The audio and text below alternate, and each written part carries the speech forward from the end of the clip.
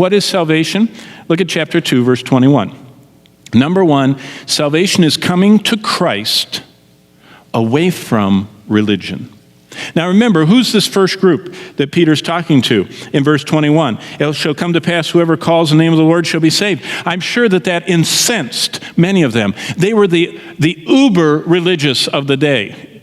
They were the ones that altered everything.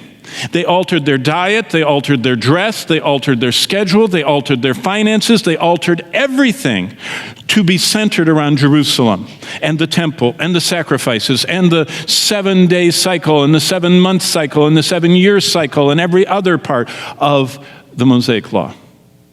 They were very religious. Jesus talked to some that even went through their garden every day and pinched off every 10th leaf and gave it to God. They were very religious. And you know what Peter said? To be saved, you have to come to Christ away from your religion. Religion is man's desire to achieve. And we achieve through giving money or through ceremonies like baptism or through us saying something and people affirming that we said it or through some ceremony that we participate in. But we achieve what we think is enough to get us to heaven. That's religion. And there are many religions in the world, from all of Islam and Mecca to the incredible labyrinth of Romanism and all of the pieces of that. And Peter said to the most religious people of his day, you've got to come to Christ. He is salvation. And when you come to Christ, you have to go away from religion.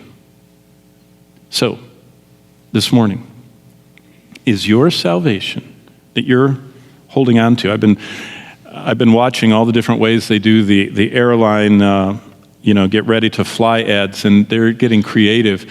And on one of the flights going back and forth to upstate New York, they were really harping on getting your cushion. I mean, I've never seen the flight attendant actually get a cushion and hug it. And I thought, what is it, Lake Erie? What are we going over? And besides that, I've seen what happened when they shot the plane down in Ukraine. Your cushion wouldn't help, So, but what they were talking about is you're supposed to take your seat and put your arms through and hug it tight. And they said, and leave everything else behind. Don't even take your electronic devices. Hug your cushion. Wow. Boy, that was a picture of salvation. You don't want to hold on to anything else.